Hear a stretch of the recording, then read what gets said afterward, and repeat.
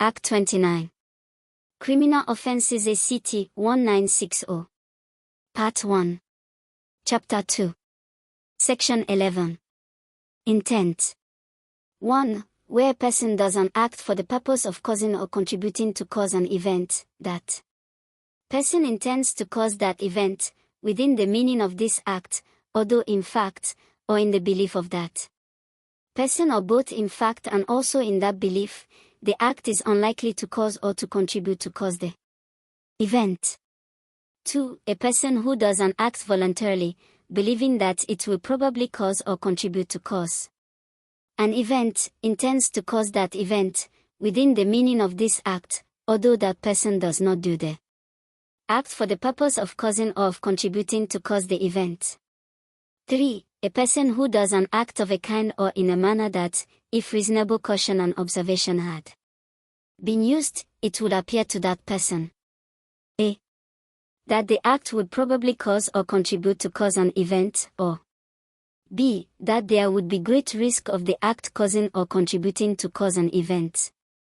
Intends, for the purposes of this section, to cause that event until it is shown that that person believed that the act would probably not cause or contribute to cause the event, or that there was not an intention to cause or contribute to it. 4. A person who, intending to cause an event with respect to one or any of several persons or things, or to an indeterminate person or thing as may happen to be affected by the event, causes the event with respect to that person or thing, and is liable in the same manner as if the intention has been to cause the event with respect to that person or thing. 5. A person who does an act with intent to assault, harm, kill, or cause any other event to a particular person, which act takes effect, whether completely or incompletely, against a different person, is liable to be tried and punished as if the intent had been directed against that different person. 6. For the purposes of subsection 5, a ground of defense or extenuation is admissible on behalf of the accused person, which would have been admissible if the act had taken effect against the person in respect of whom, or the thing in respect of which, the accused person intended it to take effect. Section 12. Negligence. A person causes an event negligently, where, without intending to cause the event, that person causes it by a voluntary act, done without the skill and care that are reasonably necessary under the circumstances. Section 13. Causing an event. 1. A person who intentionally causes an involuntary agent to cause an event, shall be deemed to have caused the event. 2. For the purposes of subsection 1, involuntary agent means an animal or any other thing, and also a person who is exempted from liability to punishment for causing the event, by reason of infancy, or insanity, or otherwise, under a provision of this Act. 3. Where an event is caused by the acts of several persons acting jointly or independently, each of those persons who intentionally or negligently contributed to cause the event has, for the purposes of this Act, and, subject to subsections 4 and 5, and to the provisions of this part with respect to abatement, caused the event, but a matter of exemption, justification, extenuation, or aggravation which exists in the case of any one of those persons shall have effect in favor of that one person, whether it exists or not in the case of any of the other persons.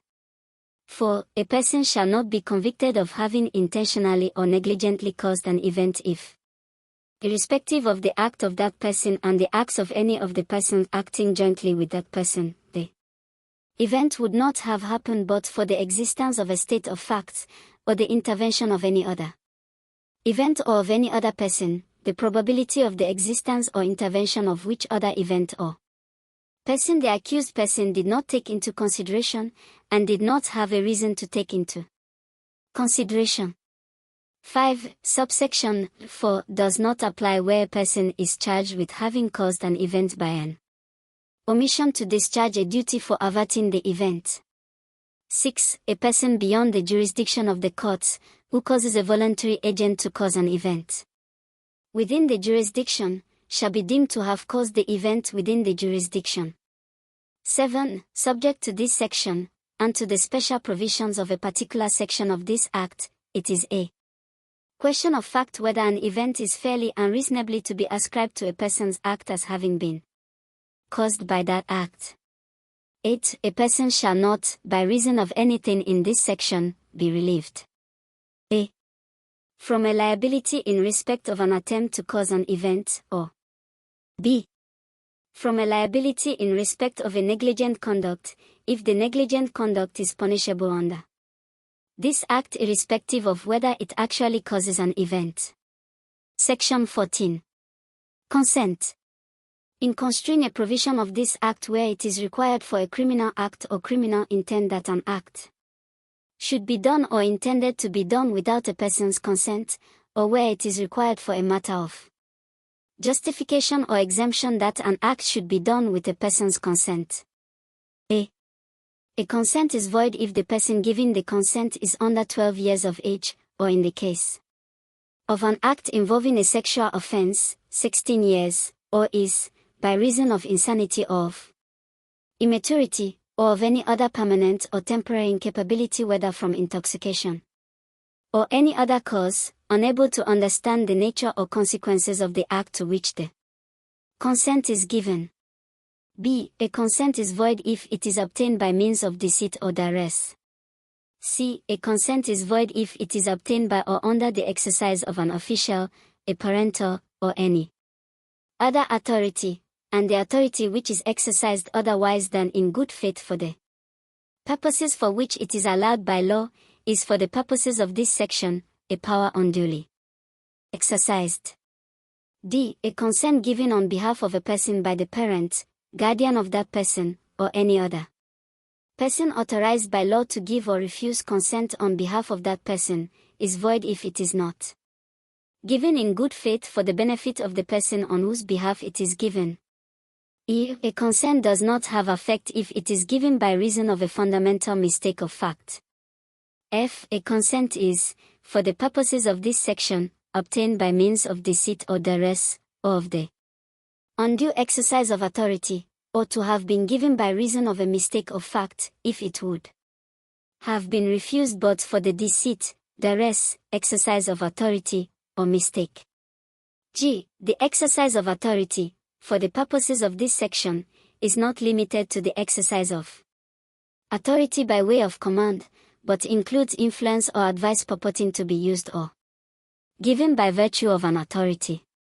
H. A person shall not be prejudiced by the invalidity of a consent if that person did not know, and could not by the exercise of reasonable diligence have known, of the invalidity. Section 15. Claim of right. A claim of right means a claim of right made in good faith. Section 16. Fraud. For the purposes of a provision of this Act, where a forgery, falsification, or any other unlawful act is punishable if used or done with intent to defraud, an intent to defraud means an intent to cause, by means of the forgery, falsification, or the other unlawful act, a gain capable of being measured in money, or the possibility of that gain to a person at the expense or to the loss of any other person. Section 17. Meaning and use of threats. 1. In this Act, unless the context otherwise requires, threat means a threat of criminal force or harm, or b. a threat of criminal damage to property, or c. a threat of libel or of slander, or d. a threat that a person shall be prosecuted on a charge of having committed an offense, whether the alleged offense is punishable under this Act or under any other enactment, and whether it has or has not been committed, or e. a threat that a person shall be detained. 2. An expression in this Act referring to a threat includes an offer to abstain from doing, or to procure any other person to abstain from doing, anything the threat of which is a threat under subsection 1. 3. It is immaterial whether the matter of the threat will be executed by the person using the threat or against or in relation to the person to whom the threat is used, or by, or against, or in relation to any other person. 4. It is immaterial whether a threat or offer is conveyed to a person by words, or by writing, or in any other manner, and whether it is conveyed directly, or through any other person, or in any other manner. Chapter 3. Section 18. Attempt to commit a criminal offense. 1. A person who attempts to commit a criminal offense shall not be acquitted on the ground that the criminal offense could not be committed according to the intent. A. By reason of the imperfection or other condition of the means, or B. By reason of the circumstances under which they are used, or C. By reason of the circumstances affecting the person against whom, or the thing in respect of which the criminal offense is intended to be committed, or D. By reason of the absence of that person or thing. 2. A person who attempts to commit a criminal offense commits a criminal offense, and except as otherwise provided in this act, is liable to be convicted and punished as if the criminal offense has been completed. 3. Where an act amounts to a complete criminal offense, as defined by a provision of this act, and is also an attempt to commit any other criminal offense, a person who does the act commits a criminal offense and is liable to be convicted and punished under either provision or under this section. 4. A provision in this act with respect to intent, exemption, justification, or extenuation, or any other matter in the case of an act, shall apply with the necessary modifications to the case of an attempt to do that act. Section 19. Preparation for committing certain criminal offenses. A person who prepares or supplies, or has in possession, custody, or control, or in the possession, custody or control of any other person on behalf of that person, any instruments, materials, or means, with the intent that the instruments, materials, or means, may be used by that person, or by any other person, in committing a criminal offense by which life is likely to be endangered, or a forgery, or a felony, commits a criminal offense and is liable to punishment in like manner as if that person had attempted to commit that criminal offense. Chapter 4. Section 20. Abatement of a criminal offense. 1. A person who, directly or indirectly, instigates, commands, counsels, procures, solicits, or in any other manner purposely aids, facilitates, encourages, or promotes, whether by a personal act or presence or otherwise, and a person who does an act for the purposes of aiding, facilitating, encouraging, or promoting the commission of a criminal offense by any other person, whether known or unknown, certain or uncertain, commits the criminal offense of abetting that criminal offense, and of abetting the other person in respect of that criminal offense. 2. A person who abets a criminal offense shall, if the criminal offense is actually committed in pursuance of, or during the continuance of, the abatement, be deemed to have committed that criminal offense. 3. A person who abets a criminal offense is, if the criminal offense is not actually committed, a. liable to imprisonment for life where the criminal offense abetted was punishable by death, and b. in any other case the abetter is punishable in the same manner as if the criminal offense had been actually committed in pursuance of the abatement. 4. An abetter may be tried before, with, or after a person abetted, and although the person abetted is dead or is otherwise not amenable to justice. 5. An abetter may be tried before, with, or after any other abetter, whether the abetter and any other abetter abetted each other in respect of the criminal offense or not, and whether they abetted the same or different parts of the criminal offense. 6. An abetter shall have the benefit of any matter of exception, justification, or extenuation to which the abetter is entitled under this act, although the person abetted or any other abetter is not entitled to the like benefit. 7. A person who, within the jurisdiction of the court, abets the doing beyond the jurisdiction of an Act which, if done within the jurisdiction, would be a criminal offense, is punishable as if that person had abetted that criminal offense. Section 21. Abetment and the commission of a different criminal offense. 1. Where a person abets a particular criminal offense, or abets a criminal offense against or in respect of a particular person or thing and the person abetted actually commits a different criminal offense, or commits the criminal offense against or in respect of a different person or thing, or in a manner different from that which was intended by the abettor, and a. It appears that the criminal offense actually committed was not a probable consequence of the endeavor to commit, nor was substantially the same as the criminal offense which the abettor intended to abet, nor was within the scope of the abetment, the abettor is punishable for abetment of the criminal offense which the abettor intended to abet in the manner provided by this chapter with respect to the abetment of criminal offenses which are not actually committed, and b. In any other case, the abettor shall be deemed to have abetted the criminal offense which was actually committed, and is liable to punishment accordingly. 2. Where a person abets a riot or unlawful assembly with the knowledge that unlawful violence is intended or is likely to be used, that person commits the criminal offense of abetting violence of the kind or degree which is committed by any other person in executing the purposes of the riot or assembly, although that person did not expressly intend to abet violence of that kind or degree. Section 23. Conspiracy.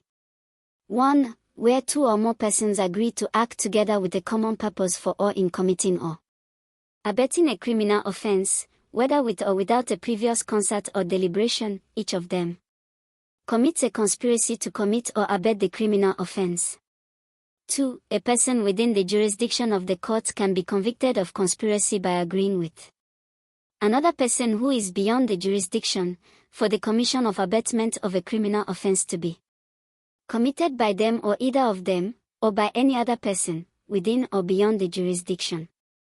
3. For the purposes of subsection 2 as to a criminal offense to be committed beyond the jurisdiction, criminal offense means an act which, if done within the jurisdiction, would be a criminal offense under this act or under any other enactment.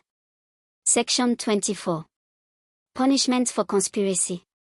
1. Where two or more persons are convicted of conspiracy for the commission or abetment of a criminal offense, each of them shall, where the criminal offense is committed, be punished for that criminal offense, or shall, where the criminal offense is not committed, be punished as if each had abetted that criminal offense.